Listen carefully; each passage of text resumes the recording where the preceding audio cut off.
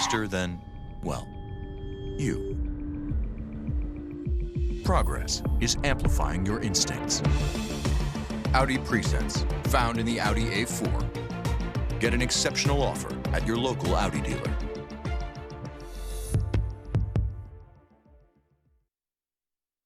ABC 7 News at 11 starts now with breaking news. We begin tonight with breaking news out of London, England, and we want to get right to these live pictures. Look at this massive fire burning right now at a high-rise apartment building there in London. We're told evacuations are still underway. At least 2 people are being treated for smoke inhalation, but these are really early numbers. Other injuries just are not known at this hour, but when you look at the situation there that's unfolding, we understand there are concerns the building may even collapse. We will keep a very close eye on this breaking news happening in London right now. Stay with ABC 7 and WJLA.com for updates as soon as they're available. Meanwhile, back here at home, another breaking news tonight. Too close to call. Primary night here in Virginia, and we have a very close race on the Republican side. Democrats not quite as close. Lieutenant Governor Ralph Northam declared the winner there pretty early on in the night. But take a look right now at the Republicans. Ed Gillespie and Corey Stewart separated only by about 4,000 votes. The Associated Press calling the race for Gillespie, but Stewart saying not so fast. Annalisa Gale live at Stewart's headquarters there in Woodbridge. Annalisa, Stewart says it's too close to call. Is that right?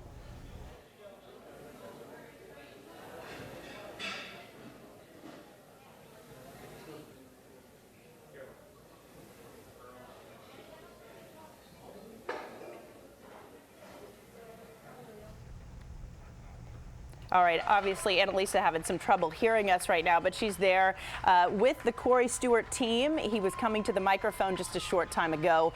We're going to watch these numbers very closely and get to Annalisa with the very latest. If we want to hear from him right now, let's take a listen. There's a lot of people who voted for me as governor, by the way, a lot. We will not rest until we defend our history and heritage and stop this politically correct insanity. I would not put that outside of the possibility. A recount would certainly be within the bounds of the draining of the swamp. All right, there you go. The very latest from Stewart's headquarters there. Now we want to turn to the other side. And as we mentioned, Ralph Northam winning the Democratic nomination for governor, beating out his competitor Tom Perriello with 56% of the vote. Tom Rousey live in Arlington, where Northam's camp was watching the polls. And Tom, has he spoken to the crowd there yet? Yeah, you know, this was supposed to be the side with all the drama. In the end, it was a relatively easy night for Ralph Northam.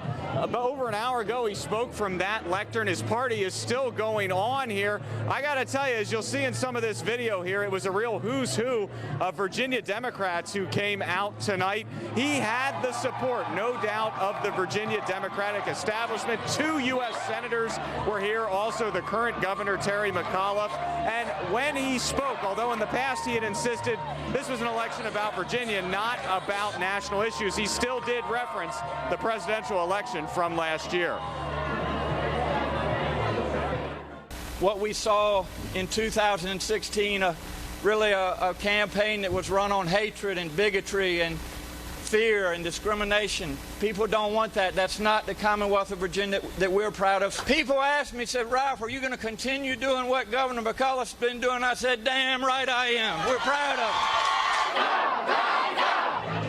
it. So you see Northam there not running from being an establishment Democrat, but there are some folks who aren't too happy about that. Protesters actually took the stage before Northam's speech and stayed for about 5 minutes. They're protesting pipelines that Northam has not really taken a position one way or the other on. His opponent, Tom Perriello, took a stand against those pipelines. That said, Perriello, he's obviously not holding hard feelings. He sent out this tweet earlier tonight congratulating Northam him on his victory. And in addition to this tweet, a lot of the speakers here at Northam's party also spoke out and congratulated Perriello on a hard-fought campaign. And obviously, there's an effort already underway to try to unify the Democratic Party, which is a little fractured here in Virginia, and to unify it in advance of the November elections. Reporting live in Crystal City and Arlington, I'm Tom Rousey, ABC 7 News. All right, Tom, thank you very much. We'll go back to see what's going on there on the Republican side, that tight race there, in just a moment. And to see full results and to read more about the winners in the race, go to WJLA.com.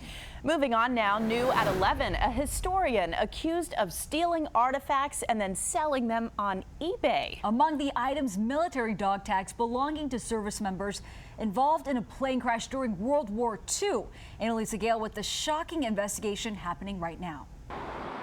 The National Archives houses some of the nation's most priceless artifacts. The Declaration of Independence and the Constitution, so it's sort of a hallowed building in that sense. And because of that value, investigators say a historian tried to make money using some of those items at the National Archives in College Park. Antonin DeHaze was charged with stealing government records. Court documents show that the historian stole dog tags and other documents belonging